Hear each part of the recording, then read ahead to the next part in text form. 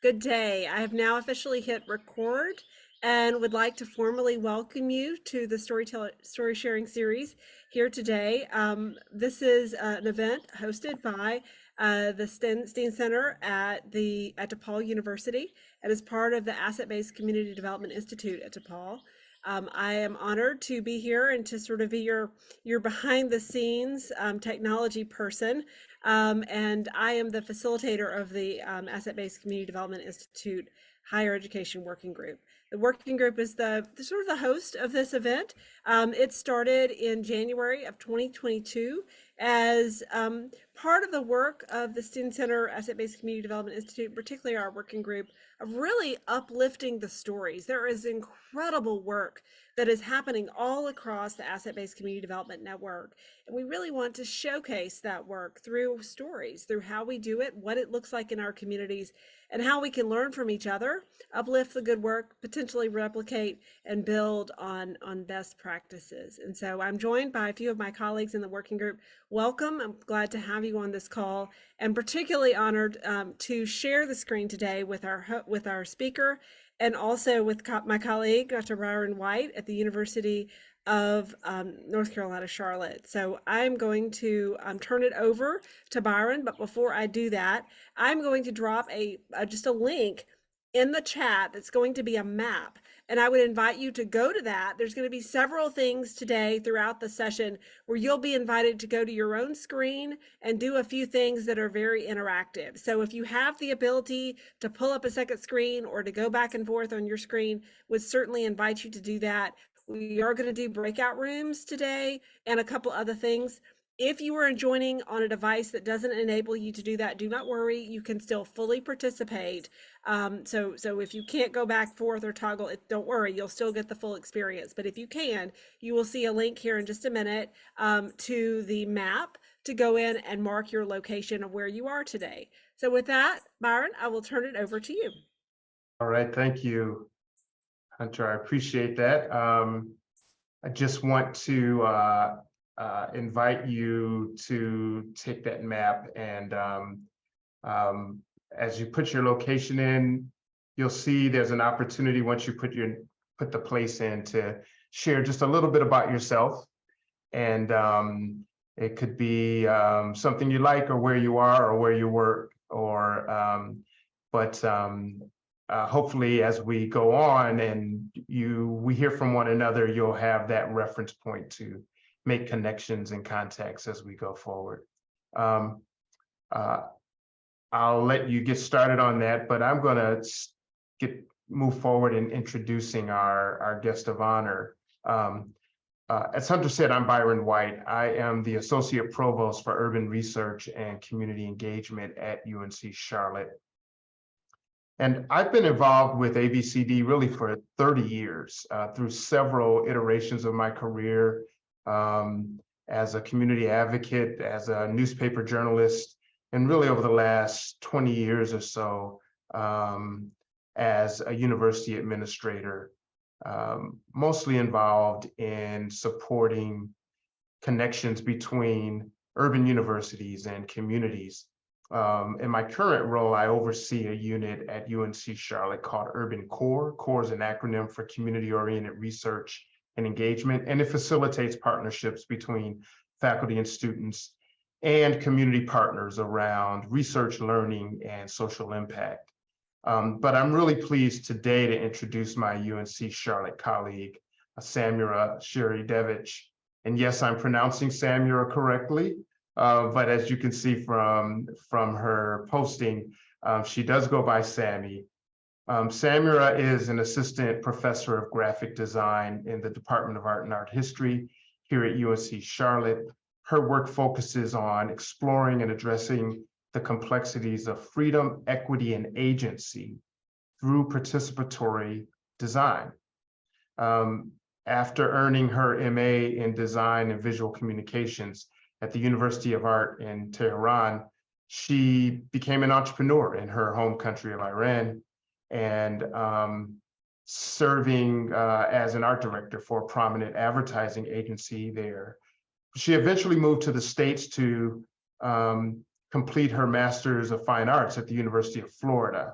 And it was there that she became involved in the Gainesville branch of Project YouthBuild, which is an AmeriCorps program. And so what she's going to share with you today is an extraordinary project that she participated in, where she co-designed with youth a game that allowed them to engage their neighbors to affirm and map assets in the East Gainesville community. I think as you listen, you're going to find there are several elements to this project that really align with the principles and practices of ABCD. There's the concept of just using graphic design in a participatory way to enable and enhance asset mapping.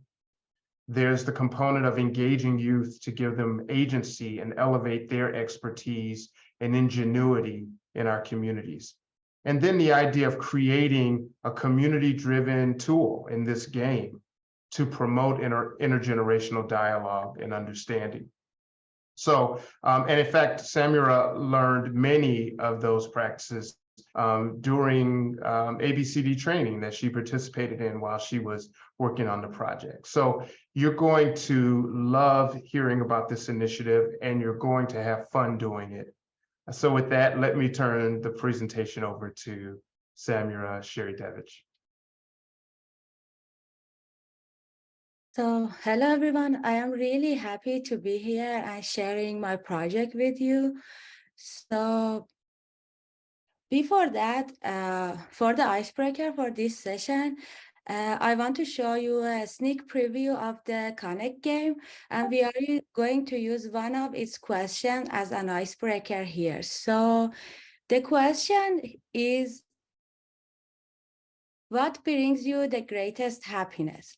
And I want you to scan this QR code with your mobile phones, or go to this website and type in this code to answer this question. Also, you can share your answers in the chat too, so we can see all the answers and enjoy seeing what brings you the greatest happiness. Family, nature, feeling purpose and belonging. Yes, they are amazing. Student success, family, for many people here. Being at peace, yes. Beautiful weather. Growing vegetables, yes. I just started growing some vegetables and I love it. Also, I have a blueberry plant. I love seeing it.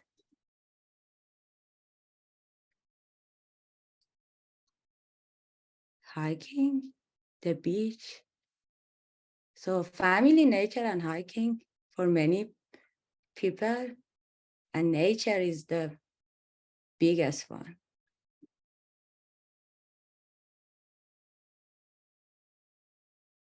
So also feel free to unmute yourself and explain more if you want to share anything else about what you shared on the page.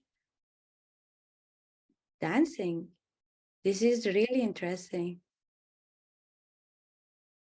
This is a big thing for Iranians too. Like whenever we get together, we dance a lot. And sometimes it gets annoying for other people around us. So thank you for sharing. And these are all great answers, and I really enjoyed seeing them. So now I'm going to tell you about my project, Connect, Connectivity through Community Asset Mapping. As an Iranian graphic designer and educator, I had the privilege of collaborating with students and staff at Project YouthBuild on a horizontal iterative project called Connect. Our mission was to establish sustainable communication and collaboration between Project YouthBuild students and members of the local East Gainesville community, with a particular focus on elderly residents in the surrounding neighborhood. This project was part of my MFA thesis in the Design and Visual Communication program at the University of Florida. And first, I would like to say thank you to my great committee members, Dory Griffin, Maria Rogal from MXC program at the University of Florida, and Ashton Mays from Project YouthBuild. And also all Project YouthBuild staff and students and MXC faculty, students, and the staff who worked with me on this project. So asset-based community development, ABCD, is a powerful tool for identifying and mobilizing the strengths and resources of a community. ABCD categorizes asset inventories into 5 groups: individuals, associations, institutions, place-based, and connections. In the context of our Connect project, we use ABCD to identify and mobilize the assets of both Project YouthBuild and the local East Gainesville community. By mapping these assets, we were able to build a stronger and more sustainable connections between the two communities. As you can see in this slide, our stakeholders included individuals from both communities, associations such as community groups and nonprofits, institutions such as schools, place-based assets such as parks and community centers, and connection between all of these groups. Through our collaborative efforts, we were able to leverage these assets to create a project for more vibrant, connected, and sustainable community. East Gainesville is a community located in the eastern part of Gainesville, Florida. It is a predominantly African-American community, and it is home to approximately 20,000 people. East Gainesville has a rich history dating back to the early 20th century when it was established as a settlement for African-American who work in the nearby phosphate mines. Despite the rich history, East Gainesville has faced significant challenges over the years, including gentrification, poverty, crime, and limited access to healthcare and other services. However, community members and organizations have been working to address these issues and improve the quality of life for residents. Project YouthBuild is a national program that provides education, job training, and leadership development to young people in low-income communities. The YouthBuild program in Gainesville, Florida, is a nonprofit organization that provides education, training, and employment services to young people and adults in the region. Participants in the Gainesville YouthBuild program are typically between the age of 16 to 24 and have faced challenges such as poverty, houselessness, and involvement with the criminal justice system. The program provides participants with the opportunity to earn a high school diploma or GED, as well as valuable job skills in fields such as construction and healthcare. And this is me, Samira Shiridevich. I came to the US as an experienced agency-based graphic designer and entrepreneur from a vertical design world. I designed for my clients from my studio, and I imagined what users needed. There was always a boss client who accepted or rejected my designs, ultimately defining good design. And I came to the US to study in a program focused on design for equity, hoping to find my own freedom and use design to help others regain theirs. And I studied design and visual communication at the University of Florida in Gainesville, Florida. MXD focuses on participatory and co-designing with people in context. The asset-based approach involves dedicating time to identify the assets of individuals, associations, and institutions that make up the community. So first, I share my journey about how I built my relationship focusing on reciprocity with the community in East Gainesville. So my first step was observing the neighborhood in East Gainesville and knowing more about their neighborhood. And I also attended various presentations, cultural activities, and sports events within the community. And you can see some of the images here. Very soon I began my relationship with Project YouthBuild by focusing on reciprocity too.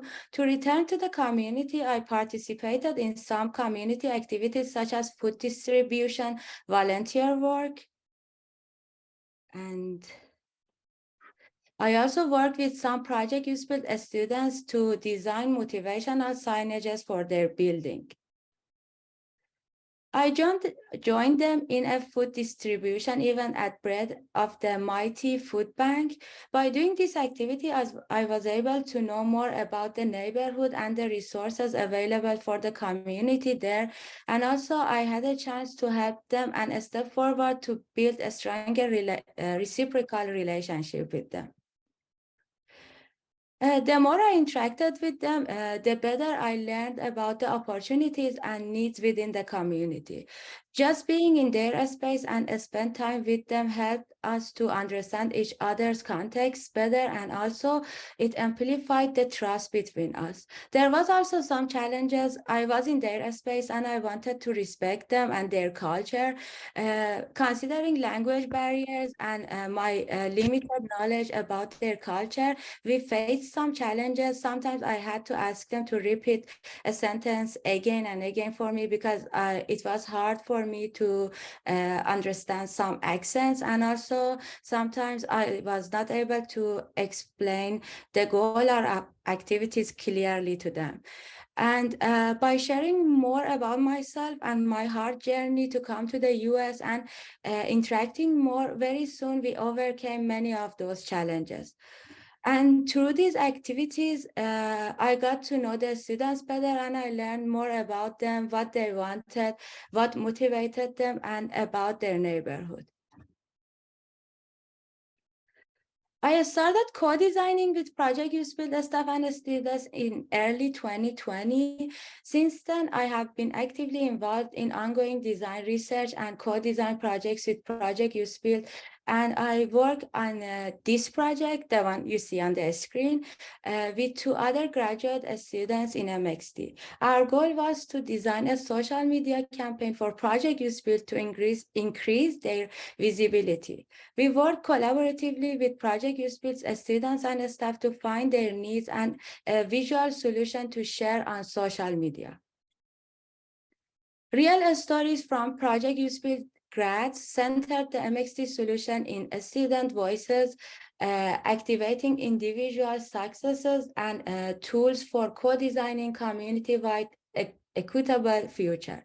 Visualizing how Project YouthBuild students flourish offered evidence of change for past and future students and for donors, volunteers, and staff. And now I am going to share with you how this journey led to creation of the Project Connect. As I mentioned before, this project aimed to facilitate sustainable communication and collaboration between local East Gainesville community members and Project YouthBuild students. We also wanted to help students to boost their confidence in working with outsiders and help the local community to get information about the students' projects, goals, risks, and possibilities. To make this conversation between these 2 communities more sustainable, we talked about the ideas for developing activities to make this participation fun for both groups. Having many conversations with Project YouthBuild staff and considering their goals and resources, more interaction with them, and also considering ABCD principles, we started our research with these 2 questions. How might we identify the wealth of knowledge in vulnerable communities? How might we visualize our findings to foster social change? Each community has a unique set of skills and capacities it can channel for community development, and Project YouthBuild was trying to find those skills and make their own community asset map. Our research used participatory methods, including co-design, conversations, observations, collaborations, workshops, and asset-based community development methods for sustainable community development. I started with analyzing other asset mapping projects in different places with different approaches to learn more about the principles and also the process. I employed a human-centered, co-design, horizontal, iterative process to work with the Project YouthBuild community and in collaboration with Project YouthBuild students and staff. I know that's a lot of jargon, so let me explain what it means. Putting the focus on the role of the end user as the most important aspect of a design process is the core tenet of human-centered design. Co-design is a collective creativity as it applies across the whole span of a design process. And horizontal design is a decolonized methodology where people from communities are directly involved in the process, providing their input and making decisions about how they want themselves and their culture to be represented in the design. So places and people are the core of this project. People as active participants in the process and East Gainesville as their context. So in this step, we were looking for answers to more detailed questions like, how do maps help us understand our own context and the context of our neighbors? And how do maps work as tools for placemaking, action, activism, and or equity in Gainesville? How can maps help Project YouthBuild students uncover the wealth of hidden knowledge in their communities? How can maps and other kinds of data visualization open up historically segregated areas in Gainesville to Project YouthBuild students, and some other questions like that? We came up with the idea of designing a board game that includes a map of Gainesville and a series of cards to facilitate the conversation between youth and older folks, to collect useful information from the community while facilitating a positive and fun conversation for both participants. So, at that time, we had lots of questions and also lots of interest to work together to find answers for those questions. Here you can see examples of concept maps for the game and user personas representing young adults and elderly residents. To help me with this work, I participated in 6-week asset-based community development institution workshops, a series of conversations over 6 sessions exploring principles and applications of asset-based community development in the community. An 18-hour series focused on building community resilience and a belief that what we need is here. We had conversations about the challenges we face and the power of connection. So Dee, Michelle, and Joe were the facilitators of this amazing training workshop. I was really interested in finding answers to questions such as how might communities respond to crisis when resilience is under pressure? How might ABCD address income and race disparity? What are the ingredients in a community that can bring people together? What does it take to create a healthy community? How can ABCD re-engage curiosity in the world and create belonging? And sometimes also we had a chance to talk about like how design can help to answer some of those questions. And now I am going to show you the design process for this project. I started this project in the summer of 2021. My priority was having a basically functional and somewhat visually designed experience for Project YouthBuild students before I started working with them on the project. By talking with them earlier in prior work, I knew they prioritize fun activities like game and conversations over anything that feels like a schoolwork. I decided to design some materials to share with them in order to start our conversation. At this stage, I had many questions about intergenerational conversations. I needed to see what can help different generations to have better conversations. I designed a mood board and 2 series of questions targeting different generations based on my prior knowledge working with Project YouthBuild staff and students. I started with diverse Gainesville residents in my target age bracket. As I started in the summer, I had no access to Project YouthBuild students. Ones that seem like they only care about Wall Street, they're chasing a rabbit they're never going to catch, and in that pursuit, they're running over the workers of this industry. Okay, sorry. As I started in the summer, I had no access to Project YouthBuild students, and at that time, the alternative for me was finding a place relatively close to the Project YouthBuild property. I chose to go to Depot Park in East Gainesville in the afternoon when there were many people in the park. My questions were about their experiences having conversations with people of different ages. My goal was to find the criteria that can keep my materials fun and also helpful.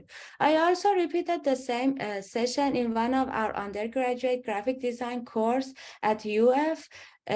During this session, I gathered useful information about the topics both generations are interested in and also the visual language they prefer to see on the potential product. I started my first prototype by responding to wider community desires based on my research. After finishing the first phase in fall 2021, I had a chance to start my conversation with Project YouthBuild staff before meeting the new cohort for the educational year 2021-2022. We had a conversation about using youth-led participatory action research, YPAR, to gather information for Project YouthBuild community asset mapping. YPAR provides a foundation for community development where young people are trained in conducting systematic research, promoting social justice principles for the betterment of their communities and the institutions intended to serve them. The initial idea was that Project YouthBuild students would go to neighbors' houses and interview them to collect information and find valuable resources and skills in the community. I started with updating the conversational card game based on the new model to facilitate these conversations and help both groups have fun and share through reciprocal and respectful conversation. As we were talking about the idea of sharing information about different places in the neighborhood and Gainesville, we decided to add a small map to the game. This was useful because some of the questions in the game were asking about different places people visit. As this was an ongoing plan for Project YouthBuild, we had conversations about the packaging and the cost of packaging. I proposed 2 different versions. One of them used different pieces from Dollar Tree. Another one was a sturdier with a heavy-duty case, and it cost more. I shared both versions with Project YouthBuild staff, and they decided to go with the sturdier version as they hope to keep them for upcoming cohorts. And testing the game. I used the map as a board game so players could navigate the neighborhood while they were playing cards and having conversations. Each player also had a small square map to mark places on that in response to the questions. I tested this version with Project YouthBuild students. I got lots of constructive feedback and helpful comments from them, such as the game being too long, slow-paced, hard to navigate the map, confusing questions, and not engaging enough for all players. I also received some suggestions like preparing players with the context of the game before starting, having a conversation about the meaning of the community to help them decide what community they are talking about, make it more fun, make more connections between people, adding follow-up questions and multiple choice questions, and make the map easier to navigate. I also tested this version with my design peers in the MXC program. I got some similar feedback and suggestions from my peers. Some of them were native speakers who helped clarify the questions. They gave me some suggestion about clarifying the instructions and what parts are harder to understand. And here you can see some Project YouthBuild students' answers to the questions for this version. After finishing the first version following Viper model, I wanted to make sure the game follows the criteria as an educational game. I started to do more research on serious games, which are one of the best possible approaches to explaining complex problems for people of any age. They are interactive communication tools to combine knowledge and entertainment to simplify complexities. I updated the design and structure of the game based on the information from this research. Viper model did not work for this project because the city at that time told us they didn't want students to walk to resident houses.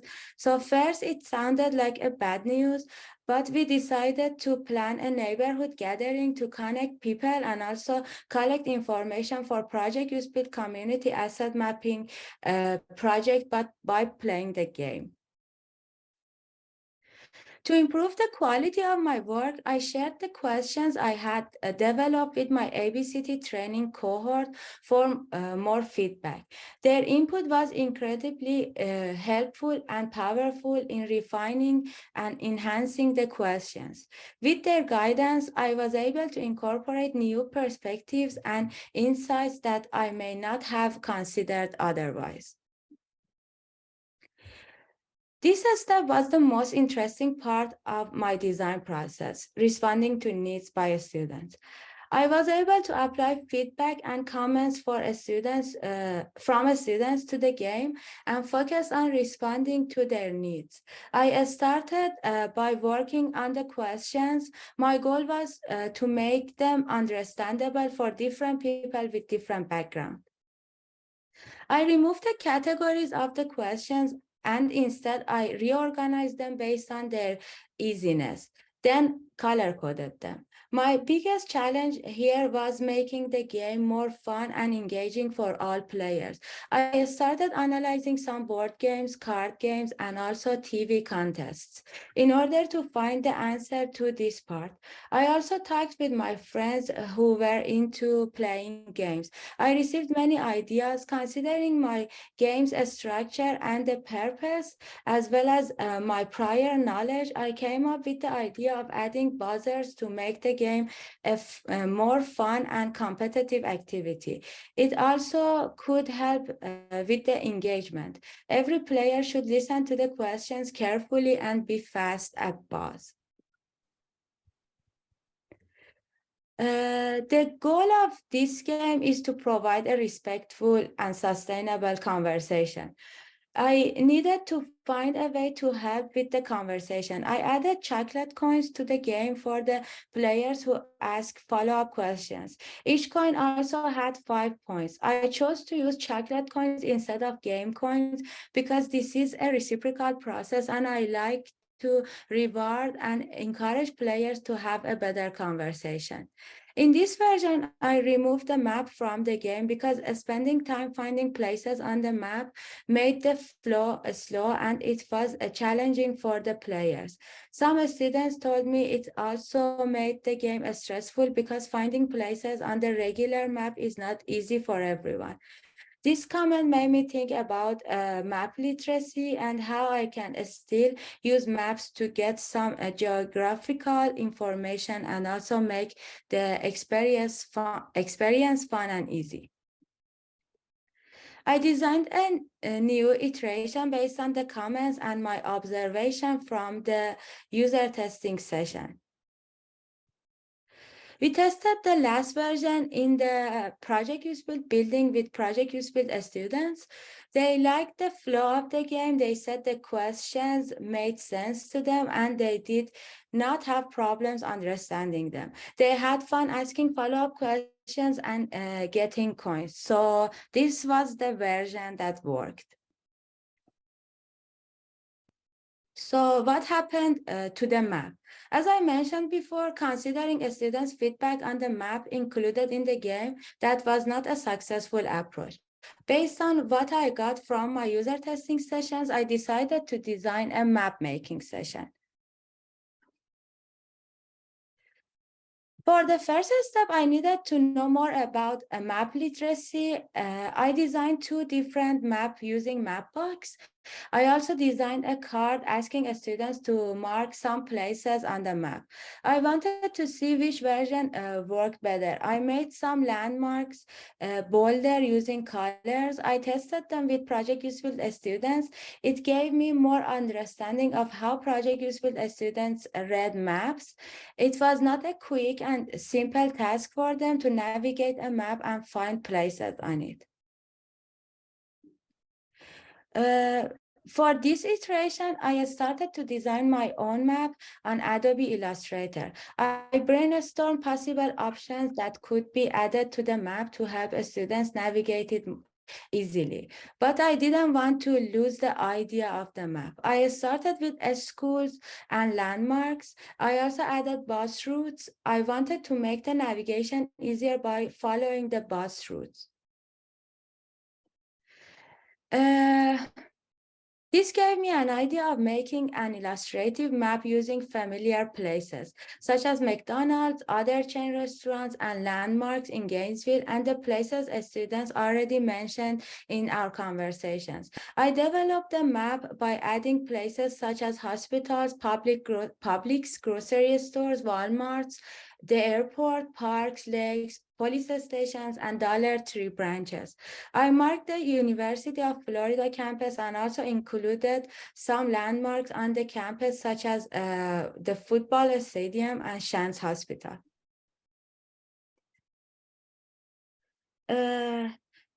And here you see photos of a map making session with Project YouthBuild students to together find the best places to add to the map and the best solutions to make it easier to navigate. And here you can see some of the maps they made. I updated the illustrative map based on a student's feedback. I added the places they mentioned in our first workshop. I also labeled the streets names as they mentioned. It is mentioned in the first experience. And here you can see some more photos of our other workshops. And I wanted to mention each of these places appeared on the map because either they mentioned them in the conversation or they saw them as a guide for a better navigation.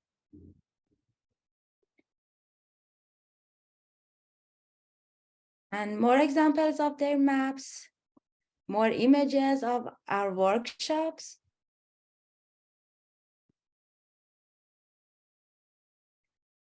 And here you can see the final version after having many workshops and testing sessions. This is the final version of the map.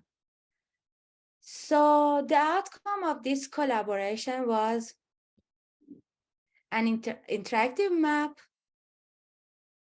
and a game to support Project YouthBuild community asset mapping project based on asset-based community development model. Through co-design workshops focused on conversational trust building, radical mapping, and serious games, we led a collaborative process that drew on the expertise of multiple disciplines and backgrounds. This included the Project YouthBuild students' knowledge and experience as active members of their communities, as students, volunteers, and residents. The resulting solution is an emergent horizontal problem-solving approach that promotes community engagement. By leveraging the unique strengths and perspectives of each participant, we were able to develop an innovative tool that empowers the Project YouthBuild community to identify and celebrate their assets, building a stronger relationship and achieving shared goals. Thank you. This is the last slide, and thank you for listening to my presentation. Thank you, Samira. I know that is, first of all, everybody wants to play the game, and you're going to get a chance to sample it and play. But I know that was really a concise version of months and months of work and iterations and creative exchange with community. And so we're going to have a chance to play the game and come back to some Q&A, but let me allow folks, you may have some questions, particularly about the process or how that all worked, some things that maybe weren't clear. We want to take a moment and give you a chance to share or ask a question now. So are there any questions? And probably if you use the raise your hand tool, that will allow us all to kind of keep track, but feel free to jump in if you have a question. I have a quick question. First off, thank you, Samir. My name is Chut Kailechi, him pronouns. I work at a nonprofit agency called Mayworks Lincoln. I work as a community builder. One question I wanted to ask specifically was, I understand that gamifying things increases engagement, right? Yeah. We're thinking about possibly, I've been starting to brainstorm how we could do that. And I'm so glad I hopped on this call because I could see how we can incorporate this into one of our events coming up. But I'm trying to think about how we could do it in a bigger setting, because we're thinking about having a block party, but we want people to kind of visit every booth. So, but we want it to center around people's information about what they like about their neighborhood, what other topics mean the most to them that they want to speak about.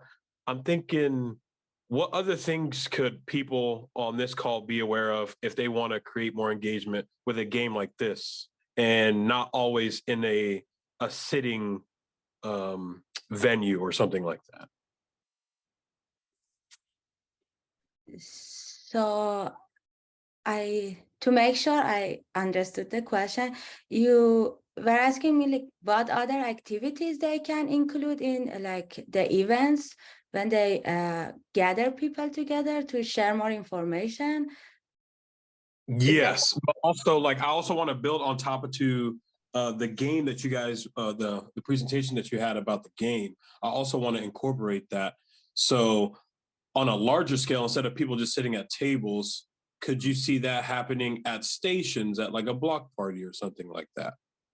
Yes, actually, like the plan for us was the same, like inviting everyone to a big event and produce different sets of cards and like have them playing the cards. And also we wanted to have one facilitator for each table to make sure like everyone were answering the questions and like everyone had clear understanding of what was happening there. But also we wanted to have the map there too. So after finishing the game, they could move to the map and start sharing some places in the neighborhood. And like if based on the questions in the game, they wanted to share more information, like on a map, like share locations and also connect some locations. So I think it's doable because the game is really simple and it was designed for everyone to play it. And like the production was another part we considered. We didn't want to make something like super expensive because we wanted to produce different Mhm. sets, and also Project YouthBuild want to keep playing this game with other cohorts and like with the community in their neighborhood. So we consider all of those factors, and like by considering those, I think like it's completely doable for even like super big events. Okay, thank you for that. And also, like, what did like? Because some people are going to be like, what's the prize? What is something that is what is something that is kind of inexpensive that we can offer, other than like gift cards and things like that? What are some ideas that you have that you have given to folks that win the game? So actually, like I didn't include that in my presentation, but it was a like a big part of my process too, because like the first time I took some tea with me there, because I am a tea person, and I thought like everyone would like it, but the students didn't touch the tea. They were like, it's not a gift or something. So, Yeah.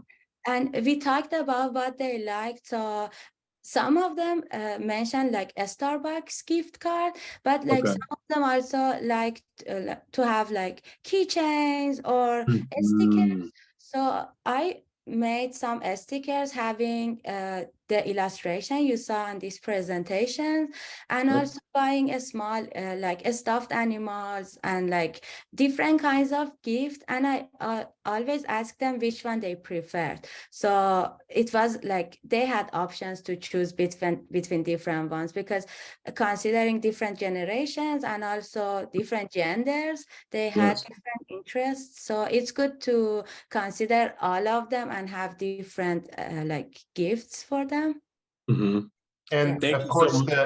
the currency are chocolate coins, so can't beat that. Yeah, you can't beat that.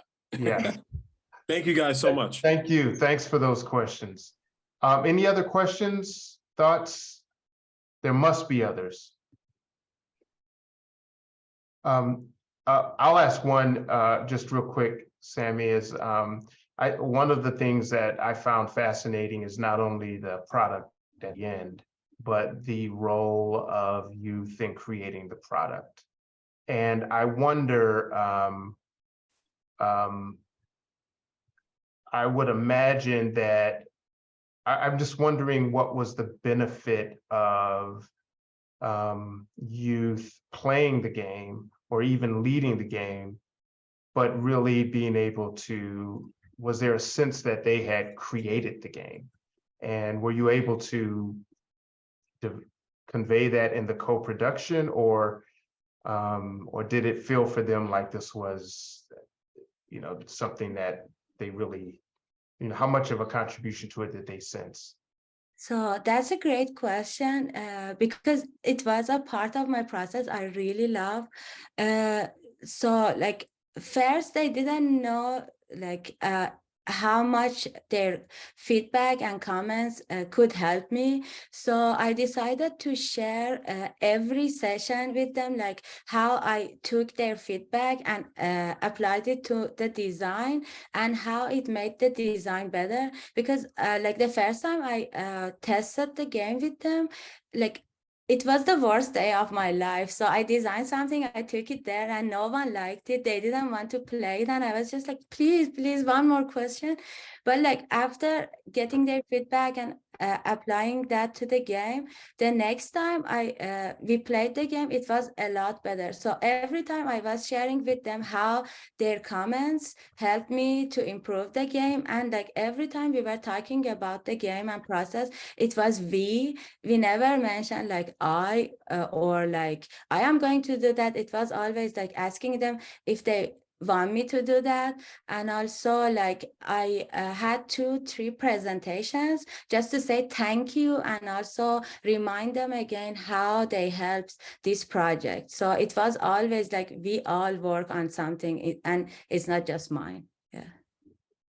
Yeah, that's certainly a core part of our ABCD work. Anyone else? Yes, go ahead. Byron. How are you? Nice to see you again. You. Was talking about you last week. So thank you for your really interesting presentation. I don't get to work in the community space. I'm at Miami-Dade College with students so much, but I'm always intentionally trying to move the students we serve up the power ladder. So I'm interested. The one thing I clocked in your presentation, I think most of your research happened during COVID, because I saw you were wearing masks, but I noted that you said that there was a decision made not to send students out door to door and instead have people come back or invite people into a space. And I'm wondering how that impacted your ability to recruit participants. And I'm just kind of thinking as a wider conversation about us in our organizing world and some sort of the current events that have been happening and how that impacts our ability to go out and connect with our neighbors. I'm thinking about, you can't really do door to door anymore. And I'm in Florida as well, and we're an open carry state. And so thinking about going and knocking on your neighbor's door is not like the safest thing to do these days. And so, how we're going to kind of incorporate that into our community-based participatory research going forward, sort of that fear. And I assume the decision was made because of COVID, but these decisions may be made more going forward based on personal safety, I think. So like we did this project in 2022. So it was like after pandemics, like it wasn't like because of COVID. The city didn't want us to send the students to people's houses. So they were super strict about that. And they said like we had to stop the project because that couldn't happen.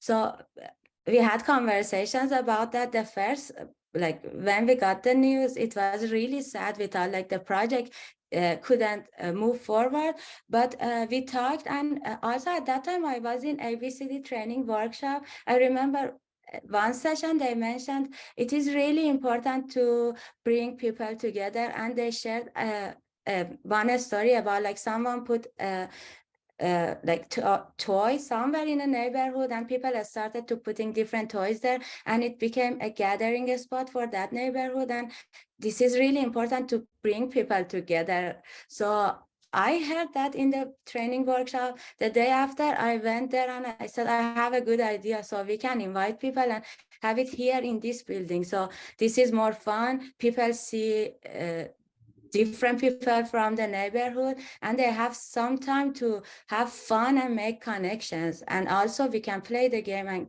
gather the information. So for us, like it made it a lot better, and we were happier with this option after that. So I think that always considering the situation, we can find a better way to gather information and also bring people together.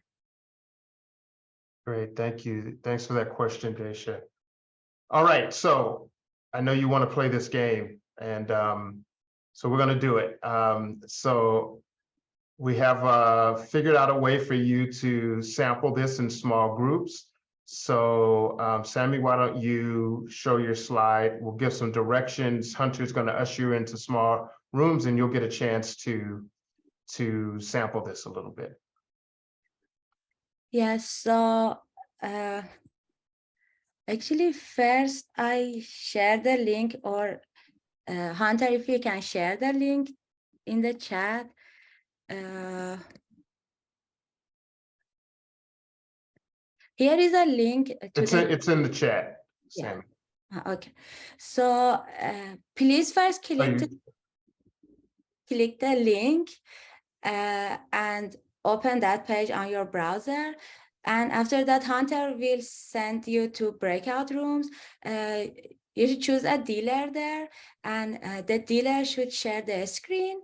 Each player takes turns picking a different card.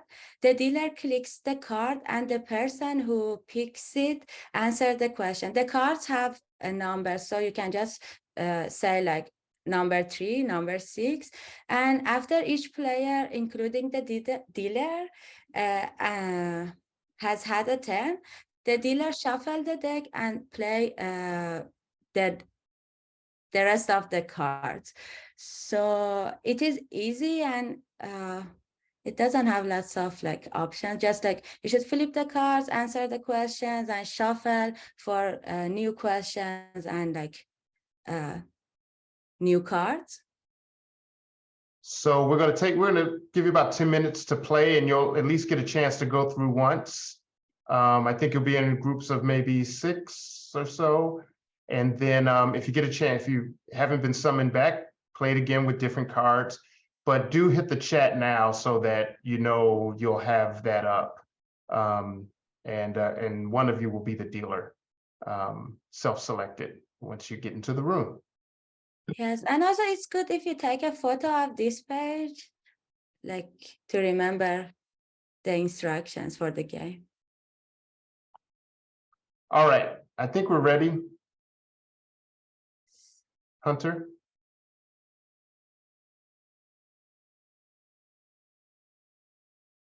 Everyone's been invited to a room, so go ahead and follow the link. And if you have any trouble, stay on and we'll put you in a room. All right, well, listen, I hope you had fun and learned a little bit about each other. We've got a few more minutes for questions or comments, or I'm sure you've had a chance to play the game a little bit and it might have prompted some other questions or either some observations you'd want to share with Sammy. I know she's always in learning mode. Any thoughts, questions, feedback from anyone? How did you feel about the game in terms of really pushing the principles of ABCD? Sandy, you had a thought. Go ahead. Yeah, it was a lot of fun. And I think it was a good reminder that when you're going about the business of community organizing, it doesn't have to be all about business. It's about finding those personal contact points between people. And often that's a lot more fun than business. Very cool. Jim, was your hand up? No, I was just clapping. Aha. I thought it was a lot of fun as well. Hello. Oh, I'm sorry. Some elder people had their hands raised already. Go ahead, Ted. So I think the overlying thing that I've been seeing is like when people share, there's a lot of connection that can happen from that. And what I like about this is everybody gets a chance to say or answer the question. And one thing that I will continue to do is hold that space so people can then connect after that question is asked after the game. So I think that can create more conversation going forward to build more connection in the neighborhood. Like Sandy was a great facilitator. We saw a lot of things that we had in common, but things that we can also bring back to our neighborhoods.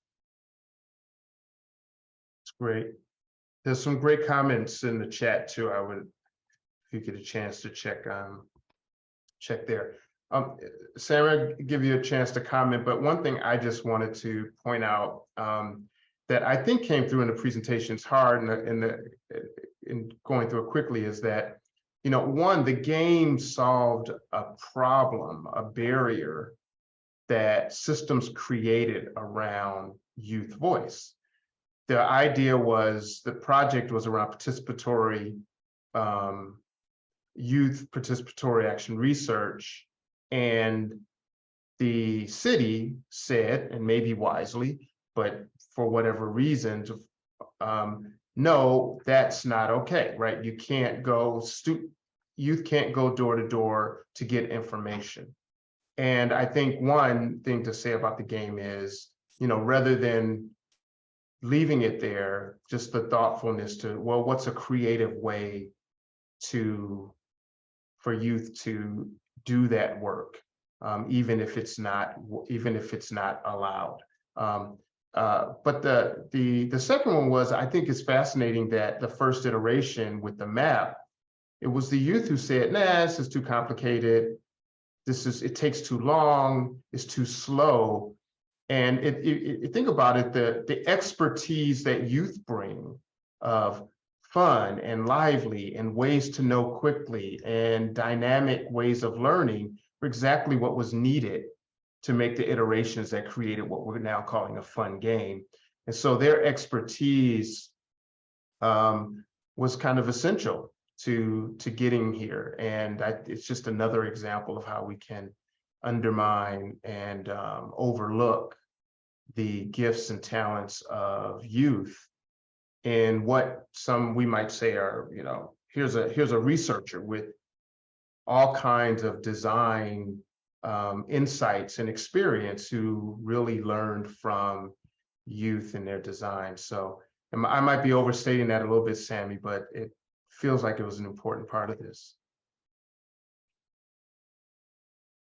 Yes, like thank you for your comment, and also like working with them was a lot of fun for me too, and I learned a lot. Like sometimes like I put the points on the back of the cards, and I didn't see any problem with that. But when they were playing it, when the next card was 100 points, no one answered the previous question because they didn't want to be the facilitator for that one. They wanted to answer that. It was in one of the previous like iterations. I changed that one too. So I never thought having the points on the back of the cards can cause some like challenges in the game too. So they helped me with like each detail on the game. So it was really fun to have conversations with them, and they were like super helpful. And also I wanted to say, I put a link to my website. I shared the process and information about this project in this website if you want to read more about that. And also, like, if you want me to send you stickers, because you also played the game, it would be great if you send me your address and I will ship them to you. Christopher, you had a comment? I didn't mean to overlook you there. Yes, sir. I just wanted to and I guess it was mirrored in the chat. The engagement of the game made it very, very much where people were eager to share and having fun with sharing information that can sometimes seem difficult, or you gotta, I guess, pull it out of people or get them to trust you in ways to share information that they might even think is sacred or vulnerable. You're talking about childhood memories, which could be personal information, but putting it in a game format made all of the information very much disarming. So it was wonderful in that regard. Great, thank you. Thank you. Any other thoughts or questions?